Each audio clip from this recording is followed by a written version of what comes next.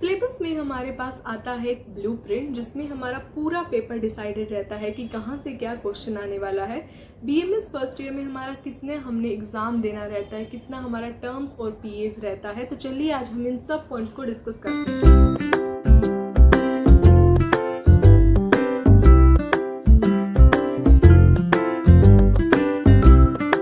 कैसे हैं आप सब? आप सबका स्वागत है मेरे YouTube चैनल आयुर्वेदा पासिंग के ऊपर। तो आज का जो हमारा वीडियो होने वाला है वो बेसिकली हमारे पूरे बीएमएस फर्स्ट प्रोफेशनल के लिए होने वाला है।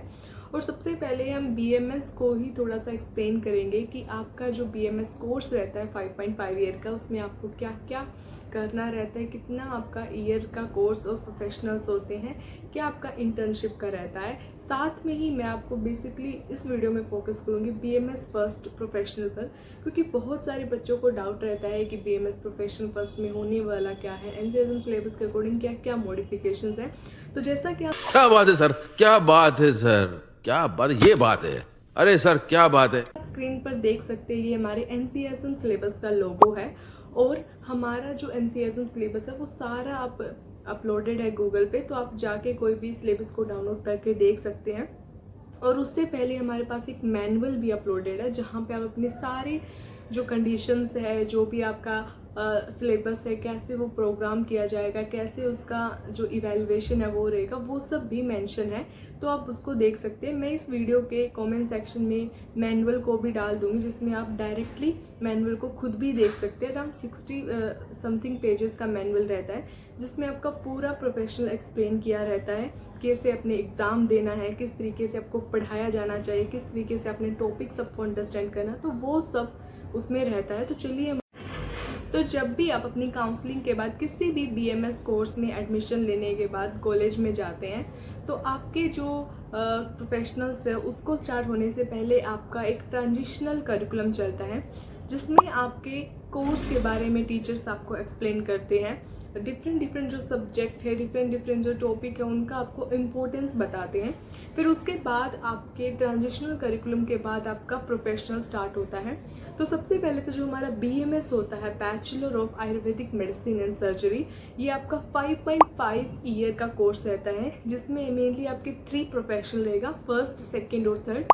इसके बाद आपका 1 ईयर का इंटर्नशिप रहेगा और हर एक जो प्रोफेशनल होता है वो 1.5 ईयर्स का और यू कैन से 18 मंथ का रहता है। बात तो सही है। ओके, अगर हम अपने फर्स्ट प्रोफेशनल की बात करें तो अपने ट्रांजिशनल करिकुलम जैसे ही आपका कंप्लीट होता है, नॉर्मली 15 डेज का रहता है, हर कॉलेज में होता है। जैसे कि जब मेरा बैच आया था तो उसका भी हुआ था, उसके बाद जो जूनियर्स आए उनका भी हुआ, और यहाँ पे जब जो नेक्स्ट जूनियर बैच आएगा तो उनका भी होगा। उसके बाद फिर आपका बीएमएस का फर्स्ट प्रोफेशनल स्टार्ट होता है जो अराउंड 1.5 ईयर का होता है। ओके, और अगर हम बीएमएस फर्स्ट प्रोफ की बात करें, ऑलरेडी वैसे तो मैंने वीडियो अपलोड किया हुआ है, मेनली आपके 5 सब्जेक्ट रहता है जिसमें आपका संस्कृत एंड आयुर्वेदा इतिहास फर्स्ट सब्जेक्ट रहता है। संस्कृत में आपका बेसिक संस्कृत होता है, साथ में आपका आयुर्वेदिक इतिहास होता है, और उस आयुर्वेदिक इतिहास में हिस्ट्री के साथ साथ जो आजकल आपका आयुष सिस्टम है, जो एनसीईआरटी सिस्टम है, जो सीसीआरएस है, सीसीआईएम है, तो इन सबको भी एक्सप्लेन किया रहता है। अगर आप वहाँ पे इन सबको समझेंगे ना, तो सेकेंड ईयर में या फिर जब बहुत सारे जो कॉम्पिटिटिव एग्जाम है तो वहाँ पे इनसे रिलेटेड क्वेश्चंस आते हैं, तो उनमें आपको दिक्कत नहीं होगा। सेकेंड आपका पदार्थ विज्ञान रहता है जो कि मेनली फिलोसफिकल बैकग्राउंड रहता है, बट बहुत सारी उसकी ऐसी थ्योरीज है जो हम अपने आयुर्वेदिक ट्रीटमेंट्स में और क्लिनिक्स में यूज़ करते हैं। थर्ड आपका क्रियाशीला रहता है जो आपका ह्यूमन फिजियोलॉजी है, अगेन आपका मॉडर्न भी रहता है और आपका आयुर्वेदिक पार्ट भी रहता है।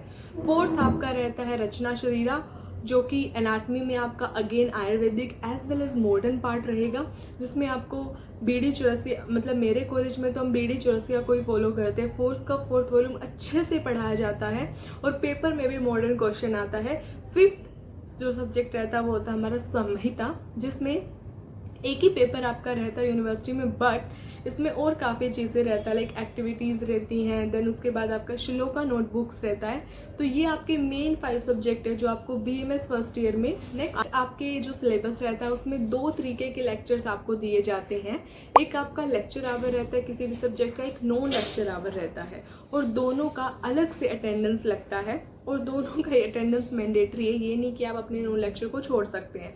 लेक्चर में जहाँ पे आपको थ्योरेटिकल कॉन्सेप्ट पढ़ाया जाता है, वैसे ही नॉन लेक्चर के अंदर उसी कॉन्सेप्ट से रिलेटेड एक्टिविटी सब करवाई जाती है। माइंड मैपिंग सब होता है, केस स्टडी होता है, ग्रुप एक्टिविटी हो सकता है, केस प्रेजेंटेशन हो सकता है। तो इस तरीके से डिपेंडिंग ऑन योर टॉपिक जो आपका सिलेबस में मेंशन है, वैसे नॉन लेक्चर में आपका एक्टिविटी सब रहता है। और ये एक्चुअली हर टॉपिक के लिए सिलेबस में दिया रहता है कि इस टॉपिक में आपको इतना lecture activity, non lecture activity चाहिए रहेगा। और जैसे कि अभी मेरा सेकेंड ईयर चल रहा है, तो सेकेंड ईयर भी फाइनल मतलब सेकेंड ख़त्म ही होने वाला है।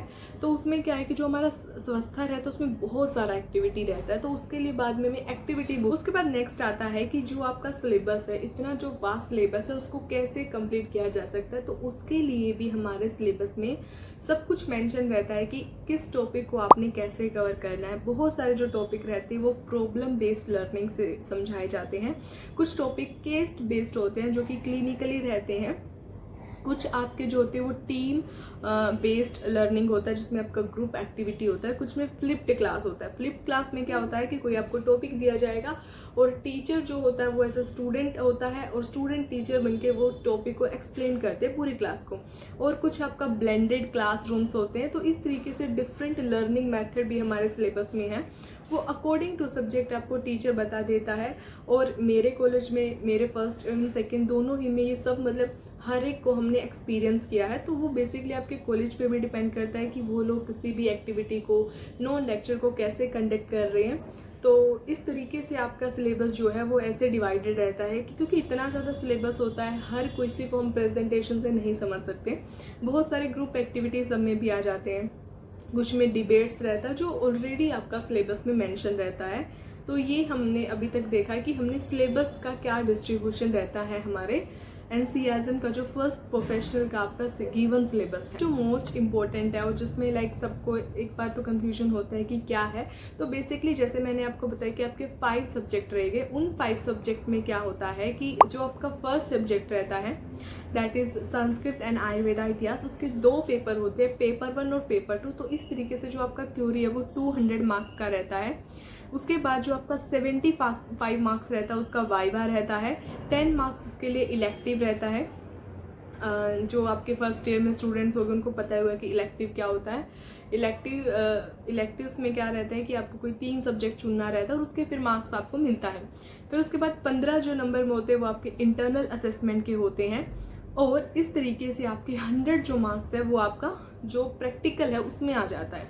तो आपका टोटल 300 मार्क्स का आपका संस्कृत होता है, जिसमें 200 आपका प्रॉपर थ्योरी का रहता है और 100 मार्क्स का आपका वाइवा, प्रैक्टिकल, इंटरनल असेसमेंट और इलेक्टिव आ जाता है।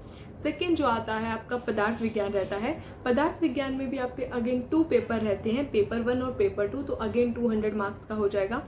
100 मार्क्स का इसका प्रैक्टिकल होता है, जिसमें बेसिकली जो आपने लाइक कॉन्सेप्ट सीखे रहते हैं पदार्थ के, तो उसके बेसिस पे प्रैक्टिकल्स रहते हैं। और मैंने शायद एक वीडियो भी अपलोड किया हुआ है, आप देख सकते हैं कि कैसे पदार्थ का प्रैक्टिकल्स के क्वेश्चंस आते हैं। फिर उसके बाद आपका वाइवा रहता है 60 मार्क्स का। 10 मार्क्स का इलेक्टिव का मार्क्स ऐड होता है और 30 मार्क्स आपका इंटरनल असेसमेंट का होता है, जैसे कि आप स्क्रीन पे भी देख सकते हैं। तो इस तरीके से पदार्थ रहता है आपका 400 मार्क्स का, 200 प्रैक्टिकल, 200 थ्योरी। थर्ड आपका सब्जेक्ट आता है आपका क्रियाशीला।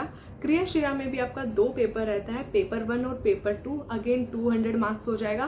फिर आपका इसमें प्रैक्टिकल होता है, जिसमें आपका जो लाइक आपका रिकॉर्ड होता है उससे प्रैक्टिकल्स आता है, वो 100 मार्क्स का रहेगा। 70 मार्क्स का आपका वाइवा रहता है और 30 मार्क्स का आपका इंटरनल असेसमेंट रहता है। तो इस तरीके से 200 प्रैक्टिकल का, 200 थ्योरी का, 400 मार्क्स का आपका क्रियाशीला रहेगा। रचनाशीला की बात करते हैं तो अगेन इसमें 2 पेपर रहता है, पेपर 1 और पेपर 2। तो टोटल 200 मार्क्स का आपका थ्योरी हो जाएगा। 100 मार्क्स का आपका प्रैक्टिकल रहता है, जिसमें कैडावर से भी क्वेश्चंस आते हैं, स्पॉटिंग्स होता है। और फिर उसके बाद 70 मार्क्स का आपका वाइवा होता है और 30 मार्क्स का आपका इंटरनल असेसमेंट होता है। तो अगेन आपका रचनाशीला भी हो गया 400 मार्क्स का। फिर जो हमारा लास्ट सब्जेक्ट है संहिता, उसमें एक ही आपका पेपर रहता है। तो 100 मार्क्स का आपका थ्योरी का पेपर रहेगा, 75 मार्क्स का आपका वाइवा रहता है, 10 मार्क्स आपके इलेक्टिव के मिलते हैं और 15 मार्क्स का आपका इंटरनल असेसमेंट रहता है। तो टोटल आपका 200 मार्क्स जो होता है वो आपके संहिता पोर्शन के लिए रहता है। तो इस तरीके से आप देख सकते हैं कि संस्कृत में 2 पेपर होगा, पदार्था में 2 पेपर होगा, क्रियाशीरा में 2 पेपर होगा, रचाश्रया में 2 पेपर होगा। तो टोटल आपका 8 पेपर प्लस संहिता का 9 पेपर आपका देना रहता है।